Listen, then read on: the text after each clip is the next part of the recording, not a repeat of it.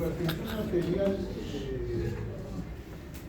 se genera fundamentalmente a nivel renal y tiene una relación muy estrecha con el riñón y sus funciones. Cuando vemos un paciente con hipertensión arterial, tenemos que estar atentos a la función del riñón. Y la función del riñón puede alterarse y como consecuencia de esa alteración producir hipertensión arterial. O al revés, la hipertensión arterial, como parte de sus complicaciones, producir insuficiencia renal. Entonces, la combinación de hipertensión arterial y enfermedad renal crónica o cualquier enfermedad del riñón es bastante frecuente. La hipertensión arterial resulta de interacciones complejas entre factores genéticos y ambientales que derivan en la activación o supresión de algún sistema involucrado en la regulación de la presión arterial.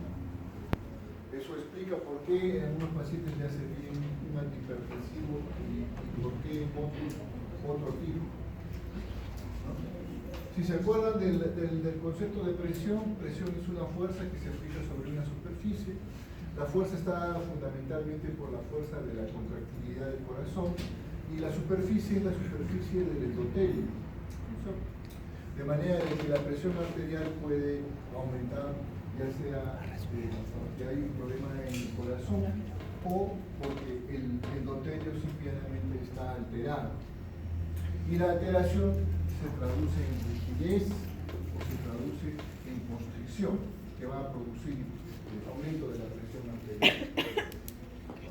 Entonces, normalmente entra por un vaso una cantidad determinada de sangre, de acuerdo a ese diámetro del vaso, se produce o se genera una determinada presión. Cuando entra demasiada sangre, ¿no? Sobre un vaso, digamos que normal, eso va a aumentar la presión. Por ejemplo, en un paciente edematoso, ¿no? En un paciente con aumento del volumen corporal de agua, ¿no? Entonces va a entrar demasiada sangre, lo cual va a generar hipertensión. O al revés, ¿no? La cantidad de sangre que va a entrar es total absolutamente normal, pero sobre un lecho vascular estenosado o rígido, ¿no? Lo cual va a generar un aumento de la presión arterial. De las tres, de los dos últimos, este es el esquema más frecuente, ¿no? Es decir, la hipertensión arterial muchas veces no es más que una enfermedad endotelial, ¿no? Y la hipertensión arterial a su vez me va dañando el endotelio, entonces se convierte en un círculo vicioso.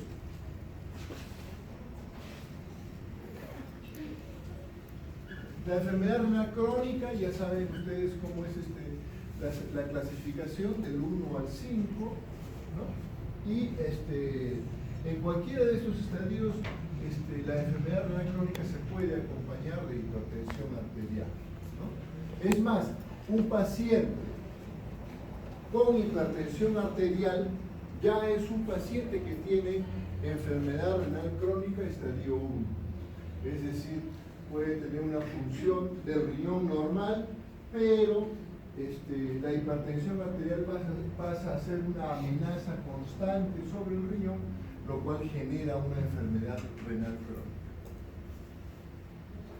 La hipertensión arterial aumenta la progresión de estas enfermedades, de estos estadios.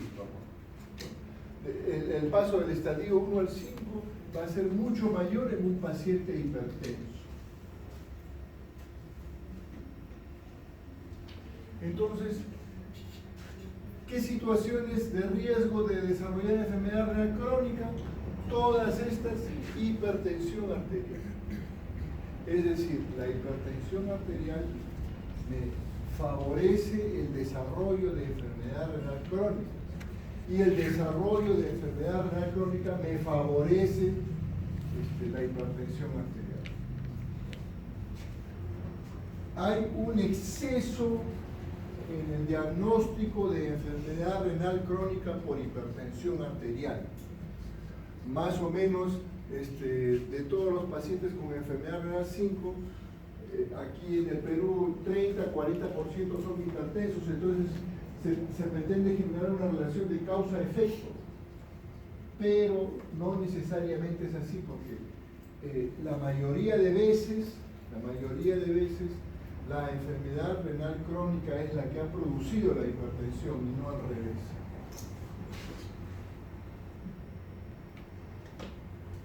Bajo peso al nacer me produce hipertensión y daño renal.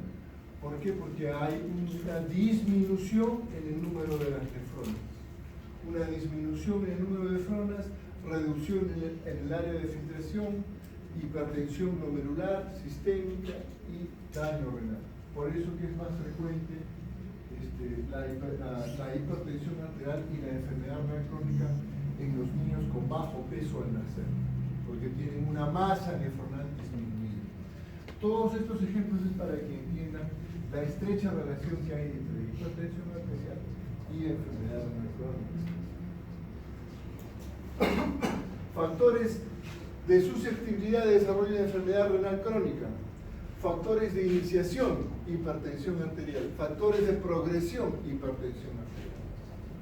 Si yo tengo dos pacientes con enfermedad renal crónica, uno que es hipertenso y el otro que no, el que es hipertenso va a tener una progresión de enfermedad renal mucho más rápido, más severo y con daño de otros órganos blancos diferentes al riñón, como por ejemplo el corazón, el cerebro, etc. Y por lo tanto, un pronóstico más ominoso. ¿Qué pasa en la hipertensión arterial esencial o primaria? ¿No? En la hipertensión que es la más frecuente, que le da a las personas en la tercera o cuarta década de la vida, obesas, con síndrome metabólico, ansiosas, estresadas, y que empiezan a desarrollar hipertensión arterial. ¿Cuál es el problema? ¿Cuál es el inicio de toda esta enfermedad? El sistema renin-angiotensina-aldosterona es un sistema que se activa cuando yo estoy deshidratado o cuando hay una disminución de la bulimia, y se inactiva cuando mi bulimia regresa a su nivel normal. Es decir, yo tengo una diarrea, he hecho ejercicio físico extremo, me he deshidratado, he tomado agua, mi sistema renin-angiotensina-aldosterona se activa. Comienzo a tomar agua, comienzo a recuperar mi estado de hidratación, el sistema renin-angiotensina-aldosterona se inactiva. ¿Qué cosa es la hipertensión arterial? ¿No? Esencial o primaria, no es más que una activación inadecuada de este sistema renin-angiotensina-aldosterona. Es decir, se activa cuando yo no estoy deshidratado, cuando yo no estoy hipovolémico, ¿no? Sino estoy total y absolutamente euvolémico. Entonces eso va a generar vasoconstricción arterial, va a generar vasoconstricción de la arteria deferente, restricción o acumulación de sodio y agua, ¿no? Y me va a subir la presión. Por eso que, por ejemplo, todas las drogas que inhiben este sistema son las que preponderantemente se usan en los casos de hipertensión arterial y son las que mejor respuesta generan. Muy bien, por ejemplo, ¿qué genera la aldosterona? Dentro de este sistema renin-angiotensina-aldosterona, ¿qué genera? ¿No?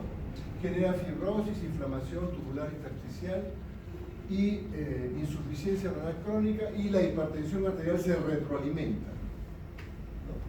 Porque hay activación del plastinógeno, del factor de crecimiento tumoral, especies reactivas de oxígeno, pérdida de depósitos glomerulares, fibrosis e inflamación.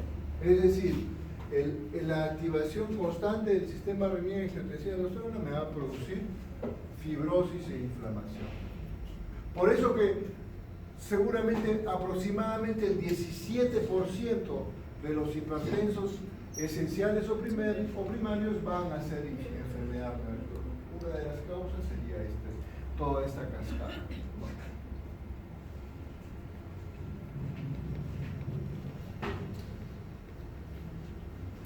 Ya saben ustedes el sistema renin-angiotensina-aldosterona, lo que va a producir vasoconstricción de la arteriola eferente, porque está sensando de que está llegando poca sangre por la arteriola aferente, va a producir retención de sodio y agua como por acción de la aldosterona, todo porque está sensando disminución de la volemia. ¿Y qué es la hipertensión arterial esencial o primaria en el ser humano? No es más que sensar hipovolemia cuando no la hay. Retención de sodio y agua, vasoconstricción de todo el árbol arterial, también de la arteriola eferente, etcétera, etcétera, hipertensión arterial. ¿No? Hay dos tipos de receptores, ¿no? Los receptores AT1 que producen vasoconstricción, radicales libres, apoptosis, actividad neurohumoral. Por eso es de que la activación, digamos, crónica de este sistema me va a producir insuficiencia renal. Los receptores AT2 son quizá menos dañinos que los AT1 porque producen vasodilatación, inhibición de la proliferación, etc. ¿No? Por eso, ¿no? Por esta rama, por ejemplo, es dañino usar los antiinflamatorios no esteroideos y sobre todo si el paciente ya tiene enfermedad renal crónica y ya es hipertenso, ¿no? Porque lo único que vamos a hacer es acelerar el daño de la enfermedad renal crónica y empeorar la hipertensión arterial.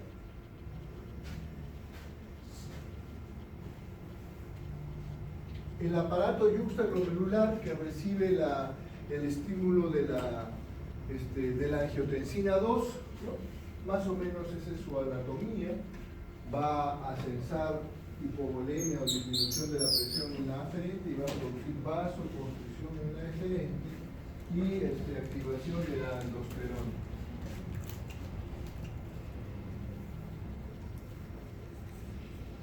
De manera de que cuando hay una presión arterial normal, como en el factor A, no va a haber mayor problema, la arteriola aferente, la arteriola eferente, el glomérulo, la filtración. Cuando empieza a aumentar la presión arterial, empieza a aumentar la presión dentro del glomérulo. Hay lo que se denomina la hipertensión glomerular. Y esta hipertensión glomerular me va a producir fibrosis, inflamación y fibrosis, ¿no? Por eso es de que la hipertensión arterial, al producirme hipertensión glomerular, me daña el riñón, ¿no? Esa es la razón por la que me daña el riñón. Por eso, por ejemplo, en todo paciente que tiene proteinuria, que tiene proteínas en la orina, debemos asumir de que, entre otras cosas, tiene hipertensión glomerular, así su presión arterial esté absolutamente normal. De manera de que el uso de inhibidores de la enzima convertidora o inhibidores de este sistema van a favorecer la buena progresión de la enfermedad. Inclusive, ustedes lo van a conocer como antiproteinúricos, ¿no? Esta es una medicina me va a bajar la proteinuria. ¿Por qué? Porque me va a bajar la presión dentro del glomérulo. Y por lo tanto va a haber menos filtración de proteínas, que son moléculas grandes.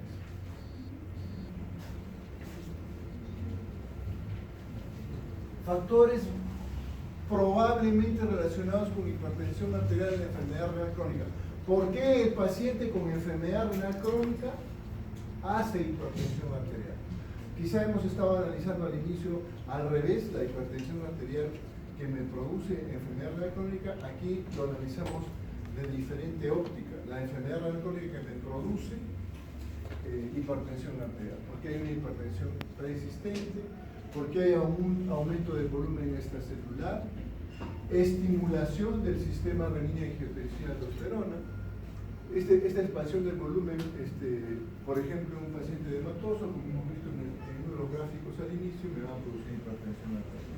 La estimulación del sistema renina-angiotensina-aldosterona, cuando no se necesita estimularlo, aumento de la actividad simpática, factores endógenos, aumento del peso corporal, administración de eritropoyetina, hiperparatiroidismo secundario con aumento de la PTH, calcificaciones y las drogas en general que me van a producir también hipertensión arterial. Las drogas que uso para la enfermedad renal crónica que tiene el paciente. De manera de que nosotros podemos de alguna manera censar o monitorizar cómo está yendo nuestra enfermedad renal crónica, cómo está evolucionando. Si la proteinuria aumenta o persiste o no baja, si la hipertensión aparece que no tenía o aumenta, se hace más difícil de controlar o empieza a disminuir la función renal. Esos tres factores me van a decir de que no está yendo bien mi enfermedad renal crónica. Y de esos tres factores el que al último va a ir dañándose es la función renal, de manera de que yo, teniendo proteinuria en aumento, teniendo hipertensión arterial en aumento, yo ya puedo prever que mi enfermedad renal crónica no va a ir y por lo tanto seguramente en los próximos meses de la enfermedad la creatinina va a ir en aumento con disminución de la función renal consiguiente. La hipertensión arterial está relacionada con mayor incidencia de la enfermedad renal crónica, mayor velocidad de la progresión de la enfermedad renal crónica. Un paciente que tiene enfermedad renal crónica no debe estar hipertenso. Un paciente que tiene enfermedad renal crónica y proteinuria no debe estar hipertenso. Inclusive ustedes van a ver en la guía, los pacientes que tienen proteinuria se plantea como meta una presión mucho más baja que en el paciente que no tiene proteinuria. La hipertensión, como explicábamos, favorece la progresión de la enfermedad renal crónica por aumento de la presión intraglomerular e inducción de proteinuria. Por eso que ustedes ven que el nefrólogo le da, por ejemplo, un inhibidor de la enzima convertidora al paciente o un antagonista de receptores de angiotensina y el paciente no tiene hipertensión arterial, ¿no? La razón es porque lo que queremos controlar no es la hipertensión arterial, sino la hipertensión glomerular. La reducción de la presión arterial enlentece la progresión de la ARC, lógicamente. Y el objetivo del control de la presión arterial debe ser individualizado, ¿no? Las guías, por ejemplo, de control de la presión arterial, guías son, ¿no? Yo me recuerdo un paciente que vivió aproximadamente 20-25 años sin complicaciones, que tenía de promedio presiones arteriales 150 sobre 90, 150 sobre 100 milímetros de mercurio, ¿no? Y cuando, digamos, uno se ponía muy rígido y decía, no, esa presión la tengo que bajar, le dábamos más antihipertensivos y el paciente empeoraba en su estado general, empeoraba la función renal, empeoraba su estado de vigilia, y al final el tratamiento era peor que la enfermedad. Conclusión, 150 sobre 100 era la presión que probablemente necesitaba. Y eso nos dio la razón en el tiempo que vivió y en la ausencia de complicaciones que tuvo.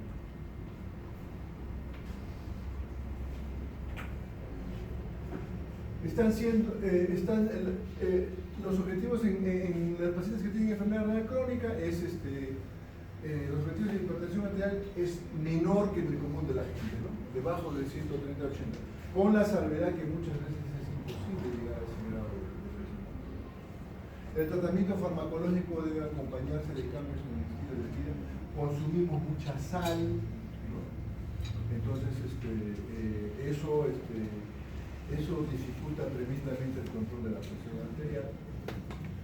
Y el bloqueo del sistema renina-angiotensina-aldosterona es el tratamiento de primera línea en el manejo de la presión alta en pacientes con enfermedad renal crónica.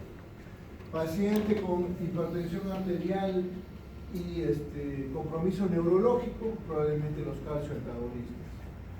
Paciente con hipertensión arterial y compromiso cardíaco, probablemente calcioantagonistas y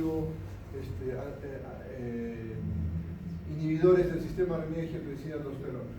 Pacientes con hipertensión arterial y enfermedad renal crónica, la primera línea son son los bloqueadores del sistema renina angiotensina aldosterona. Y otros grupos se usan en tanto se haya controlado o no la presión arterial. ¿Qué es lo que pasa? ¿Por qué un paciente con enfermedad renal crónica me hace hipertensión arterial? Porque hay una reducción en la masa de las nefronas. Más o menos cada riñón tiene 1 millón de nefronas en promedio. O sea, nacemos con 2 millones de nefronas. Si hemos nacido con bajo peso, ya estamos naciendo con cierto déficit. No son 2 millones, serán 1,5 millones, 1.500.000, 600.000, que van a tener que hacer el trabajo que hacen normalmente 2 millones. Eso va a producir fibrosis, ¿no? Entonces, esa reducción de la masa de la nefrona va a producir retención de sodio. El daño parenquimal va a activar el sistema renina-angiotensina aldosterona, ¿no es cierto? Va a haber rigidez de la pared arterial. La uremia va a producir rigidez de la pared arterial. La uremia no es aumento de la urea en la sangre, ¿no? Cuando estuve en una de las guardias, me llama y el doctor me dice, yo estoy muy preocupado por la uremia, y la uremia, yo decía, y era porque la urea estaba alta, ¿no? La uremia es el síndrome que me produce una serie de complicaciones, etc. No es porque la urea esté alta, la urea es un marcador nada más. Entonces la retención de sodio, la activación del sistema renina angiotensina aldosterona, la rigidez de la pared arterial, va a aumentar la presión arterial por aumento del gasto cardíaco y por aumento de la resistencia periférica. De esa manera, un paciente que tiene enfermedad renal crónica me hace hipertensión arterial. Es decir, cuando nosotros vemos un paciente con enfermedad renal crónica e hipertensión arterial, tenemos que saber o tenemos que tratar de determinar cuál ha sido la secuencia. ¿Cuál fue primero, el huevo o la gallina? ¿La hipertensión arterial o la enfermedad renal crónica? ¿Qué fue primero? ¿No? La mayoría de veces lo que fue primero fue la enfermedad renal crónica y eso ocasionó hipertensión arterial. Al revés, en el 17% de los casos.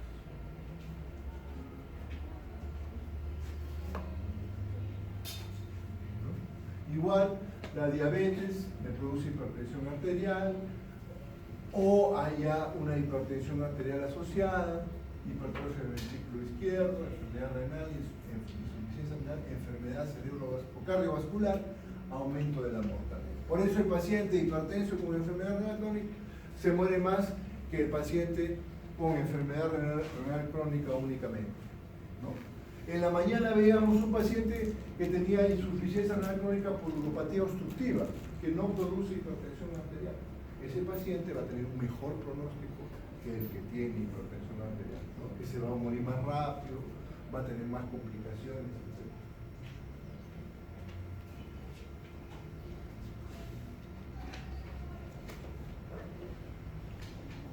Hay mecanismos de lesión renal por hipertensión arterial, ya más o menos hemos conversado, la hipertensión glomerular, ¿no es cierto?, que me va a producir inflamación, fibrosis, que se llama glomerulosclerosis, o mejor dicho, nefroangioesclerosis, que son términos anatomopatológicos, hipertensión en los capilares, isquemia, activación del sistema renina angiotensina aldosterona, reabsorción de sodio, disfunción renal. De esa manera, la hipertensión arterial me produce daño renal. Factores de riesgo para progresión de enfermedad renal en hipertensión arterial es esencial. Es decir, ¿qué tipo de pacientes que tienen hipertensión arterial esencial me van a hacer enfermedad renal crónica? No van a ser todos, va a ser, digamos, aproximadamente el 15%, ¿no? Imagínense si fuesen todos, ya, digamos, habría una pandemia de insuficiencia renal crónica y la verdad que el problema sería mucho más serio de lo que ya es. Bueno, hipertensión severa, prolongada, afroamericanos, gota, hiperuricemia. Muy importante controlar el ácido úrico en los pacientes, ¿no? Si no tengan gota, no tengan inflamación, obesidad, el uso de diuréticos, reducido número de nefronas, por ejemplo, que el paciente tuvo bajo peso al nacer, y la edad.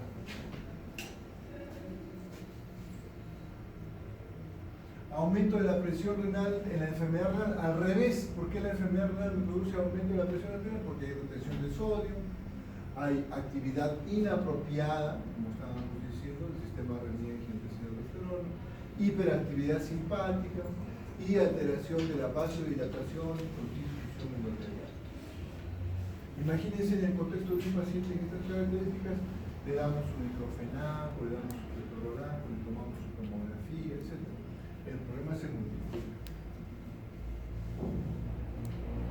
La enfermedad renal primaria, ¿no? Que produce hipertensión arterial o al revés, ¿no? Muchas veces al paciente que tiene hipertensión arterial y enfermedad renal crónica no vamos a poder determinar cuál es su primero, ¿no? Nefroangiosclerosis, hipertensión glomerular, glomerulosclerosis focal, pérdida de nefronas, insuficiencia renal crónica. Gracias a Dios esta cascada fisiopatológica no es frecuente, sino en determinado número de pacientes, como vimos en la diapositiva anterior, afroamericanos, hipertensión prolongada, severa, ¿no? Reducido el número de nefronas, hiperuricemia. Mecanismos relacionados con el daño renal y la hipertensión arterial, ¿no es cierto? Igual, elevación de la presión, va a producir hipertensión glomerular, proteinuria, va a haber apoptosis de las nefronas, reducción del filtrado glomerular, y esta reducción del filtrado glomerular me va a producir mucho más hipertensión arterial. De manera que esto se hace un círculo vicioso. Fundamental en un paciente con una enfermedad renal crónica, controlar la presión arterial.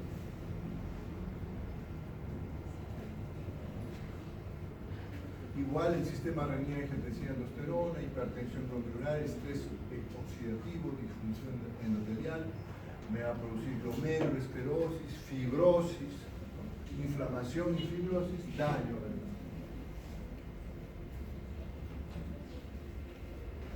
La microalbuminuria, ¿no? Ahora se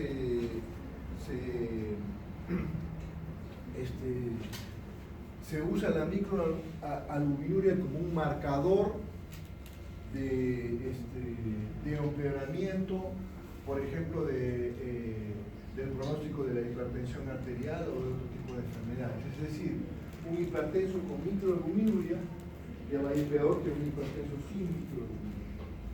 La microalbuminuria se usa porque nos permite dosar pequeñas cantidades de albúmina, que es la primera proteína que se pierde. Hay lo que se llama la proteinuria selectiva. ¿Por qué la albúmina es la primera proteína que se pierde? Porque es la proporcionalmente más chiquita. Entonces, ustedes van a encontrar el término en diabetes, sobre todo en nefropatía diabética, de proteinuria selectiva y no selectiva, ¿no? La proteinuria selectiva me indica que el daño es inicial, que solamente voy a perder inicialmente albúmina, en tanto es más pequeña, es más fácil de perderse. Y la no selectiva es decir que pierdo cualquier proteína, quiere decir que el daño es más severo y ya no interesa el tamaño, no interesa nada, todo se pierde, ¿no? Entonces la microalbuminuria me va a producir o me va a dar una idea de enfermedad cardiovascular con disfunción endotelial, inflamación sistémica, insuficiencia renal, ¿no? La microalbuminuria se toma en el paciente asintomático, total y absolutamente asintomático, que por ejemplo le he detectado hipertensión arterial. No van a pedir microalbuminuria para un síndrome nefrótico, ¿no? Porque en realidad pues no tiene lógica. Ya digamos, ya no es asintomático, el paciente está hinchado, el paciente está produciendo un montón de proteínas. Ahí le pido yo una proteinuria en orina 24 horas no selectiva. No le voy a pedir microalbuminuria.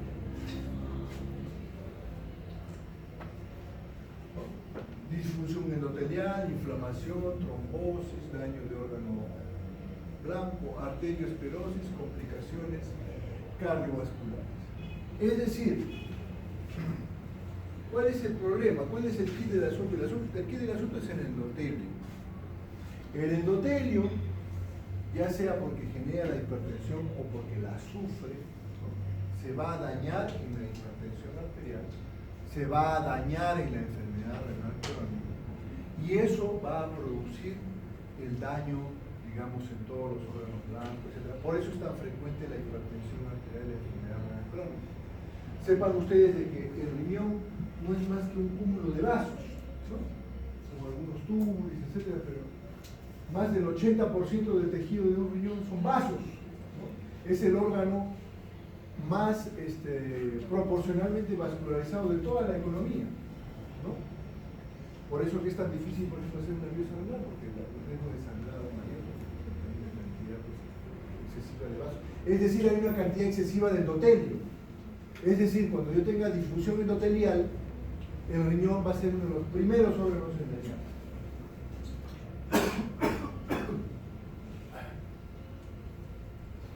Disfunción endotelial, inflamación crónica, microalbuminuria, factores de riesgo cardiovascular.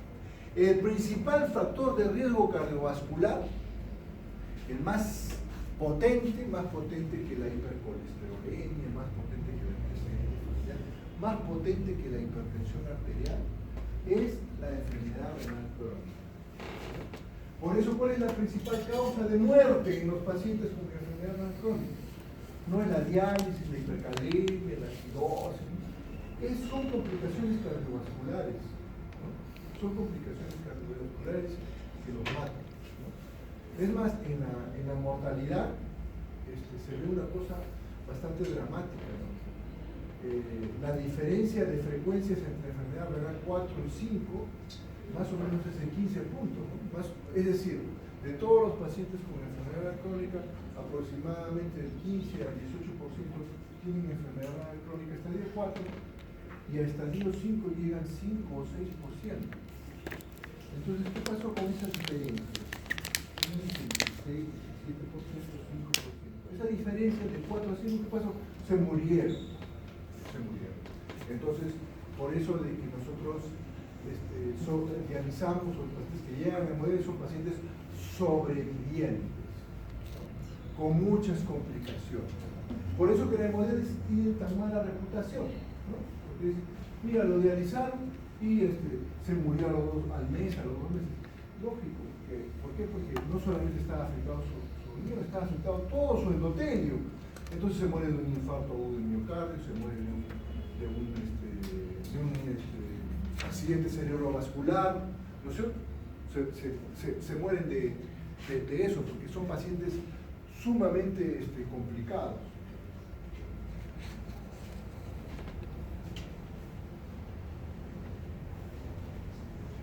Es decir, la insuficiencia renal crónica me va a producir calcificaciones vasculares, anemia, disfunción plaquetaria, vasculopatía, exceso oxidativo, coagulopatía, vasoconstricción renal, hiperactividad del sistema nervioso simpático con vasoconstricción, sobrecarga crónica de volumen, inflamación, dislipidemia, estrés cardiovascular, activación del sistema renal intestinal colon.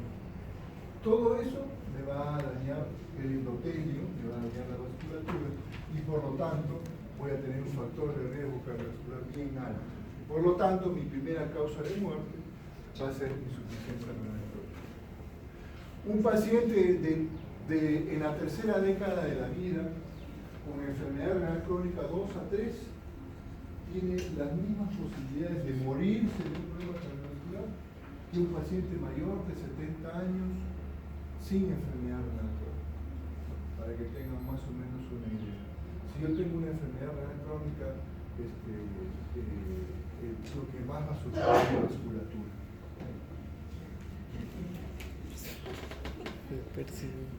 De manera de que, según la filtración glomerular, ¿no es cierto?, la tasa de eventos cardiovasculares estandarizado de edad por cada 100 personas cada año, cómo aumenta conforme disminuye la depuración de creatinina. Este siguiente paciente tiene enfermedad renal crónica estadio 2, este también estadio 2, 3, 4, 5. Miren cómo se multiplica la muerte de origen cardiovascular.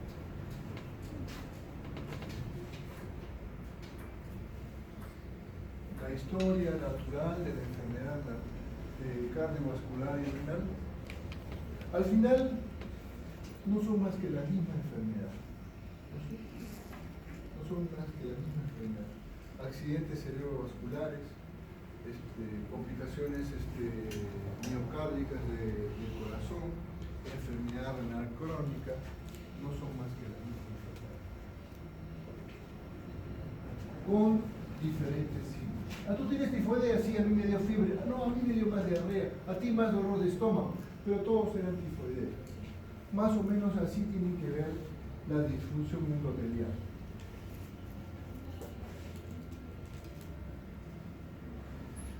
Disfunción endotelial, distensibilidad arterial, generados por la microalbuminuria, a su vez generados por aumento de la geometría ventricular, aumento del grosor de la pared ventricular, mediadores inflamatorios, disfunción endotelial, es decir, la microalbuminuria fundamental. Por eso que un paciente hipertenso con microalbuminuria tiene peor pronóstico que un paciente hipertenso sin microalbuminuria, o con insuficiencia cardíaca, etcétera, etcétera.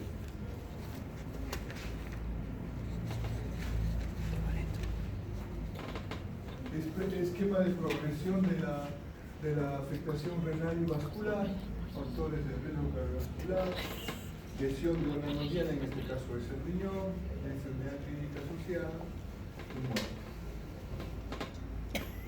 Por eso que el hipertenso hay que controlar la presión, por eso que el diabético hay que controlar el azúcar, etcétera, etcétera, etcétera. Lamentablemente, la enfermedad acá es total y absolutamente asintomática. Acá también. Y acá, bueno, ya hay un poquito de síntomas. Ya para llegar acá es donde aparece, digamos, todo el cortejo sintomático. Por eso los pacientes, el nefrólogo y en general todas las especialidades que ven este tipo de problemas, lo vemos aquí cerquita, para acá. Para acá lo vemos. Entonces, por eso que la hemodiálisis tiene tan mala recuperación, inclusive entre los mismos médicos, entre ustedes mismos, ¿no? Seguramente muchos de ustedes están pensando, este doctor se dedica a ganar, feo, ¿no? Pobres, todos los pacientes ya se van a morir. Bueno, no tiene mucho de feo y real, claro, la mortalidad sí es bien alta, pero el paciente controlado también produce y da bastantes satisfacciones. Ahora, también hemos hablado de hipertensión arterial esencial o primaria asociada con enfermedad renal crónica. Después hay hipertensión arterial secundaria. La hipertensión arterial secundaria, que generalmente traen pacientes son muy jóvenes, son muy viejos, ¿no? Que no es la hipertensión arterial esencial que tiene todo el mundo, que es la más frecuente, sino está asociada a alguna enfermedad de fondo. Y igual, la enfermedad de fondo generalmente, más del 92% de los casos, es una enfermedad renal. La causa más frecuente es la estenosis de la arteria renal. ¿Por qué la estenosis? Por lo mismo, la estenosis de la arteria renal me va a producir una activación del sistema renina-angiotensina-aldosterona, porque en ese riñón estenosado se va a cesar hipovolemia en la arteriola aferente, activación del sistema renina-angiotensina-aldosterona para más o menos compensar hipertensión arterial. ¿Por qué? Porque no solamente se va a activar en un riñón, o la renina, la angiotensina-aldosterona no solamente va a actuar en ese riñón únicamente, sino también en el otro que no está estenosado. Por eso que ustedes ven, por ejemplo, que en cierto tipo de hipertensiones arteriales secundarias o estenosis de la arteria renal, lo que se hace es retirar el riñón estenosado. ¿Por qué? Porque estamos protegiendo el riñón que se queda, para disminuir la activación del sistema renina. En hombres mayores de 50 años, la aterosclerosis es la causa más frecuente, estenosis en mujeres jóvenes, la displasia fibromuscular. Y el único tratamiento definitivo es mejorar o desobstruir la arteria renal. Ahora, eso tiene también sus bemoles. ¿Por qué? Porque generalmente nosotros vemos al paciente ya con mucho tiempo de evolución, con muchos años, de manera de que la estenosis de la arteria renal fue el detonante de la enfermedad, pero cuando nosotros lo vimos ya es una hipertensión arterial multifactorial, que nosotros vamos a tratar de desobstruir, etc. Y no va a haber mucho efecto, por ejemplo, en la hipertensión arterial o en la función renal. Por eso que a un paciente que tiene estenosis de la arteria renal no le pueden decir, señor, le voy a poner un stent y le voy a curar la hipertensión. No le van a decir eso, ¿no? Porque le van a poner el stent, le van a ampliar la estenosis, pero la hipertensión va a continuar. ¿Pero qué pasó? ¿Por qué continúa? Porque ya ha habido un daño estructural, ya ha habido una nefroangiosclerosis. Y la hipertensión arterial ya no solamente es por esa causa, sino por muchas causas. ¿Por qué? Porque tiene estenosada la arteria renal 3 años, 4 años. No la tiene por 15 días ni 2 meses.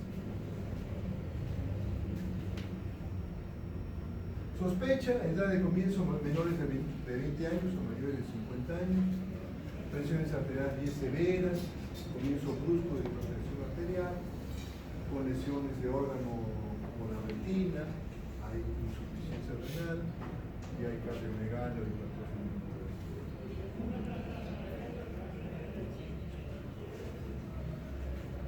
Sospecha de etiología secundaria de hipertensión arterial cuando hay hipocalemia, cuando hay hiperaldosteronismo, soplo abdominal, estenosis de la arteria renal, riñones palpables, riñones poliquísticos, taquicardia, sudoración, temblores cuando hay un feo cromocitón que le va a producir por cuestiones hormonales un aumento de la presión, hay coartación de la aorta, síndrome de Cushing, antecedentes familiares de enfermedad renal y un tratamiento bastante pobre, una respuesta bastante pobre al tratamiento convencional de la hipertensión arterial.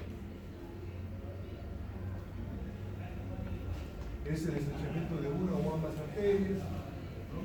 Frecuentemente por arteriosclerosis, que es la causa más frecuente, y en segundo lugar la fibrodisplasia, que es más pobre.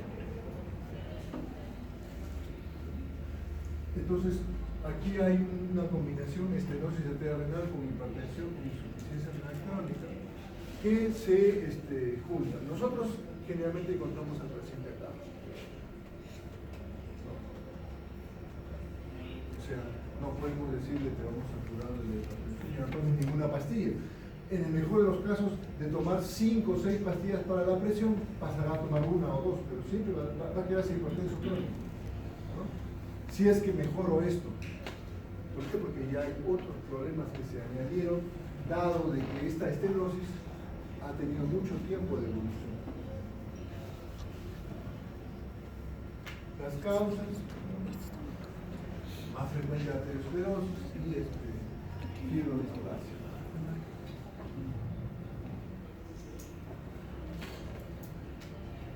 Hipertensión, nefropatía isquémica, ¿no? O sea, va a producir, digamos, en forma más acelerada lo que produce una hipertensión arterial esencial o primaria.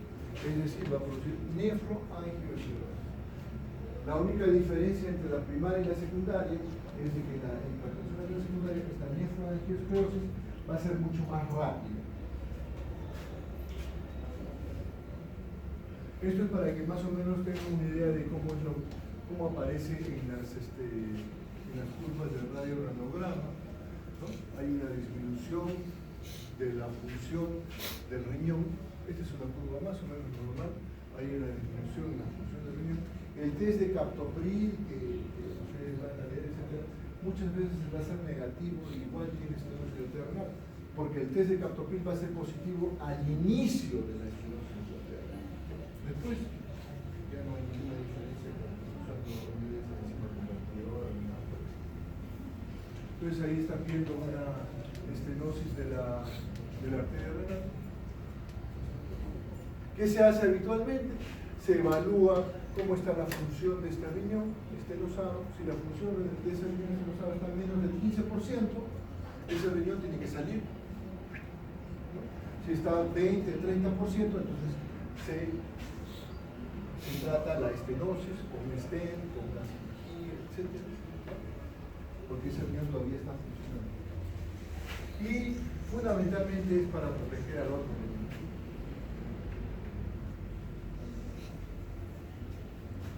No vamos a controlar la presión mejorando la absorción, no se va a controlar. Vengo para que me operen porque me operan de la estenosis y ya no voy a ser hipertenso, ¿no? Eso sería si lo encontramos pues con un mes, 2 meses de enfermedad. Y eso es casi imposible. Factores de riesgo: edad, mujeres, aterosclerosis cerebral, diabéticos, hipertensos, tabaquismo, hipertensión. Los mismos factores para aterosclerosis. El riñón afectado aumenta la secreción de renina, ¿no es cierto? Porque está sensando efectivamente lo que hay, que es disminución de la volemia. Vasoconstricción periférica por la angiotensina 2, hipertensión, estimula la aldosterona, la angiotensina 2, retención de sodio, y el riñón contralateral excreta el exceso de sodio.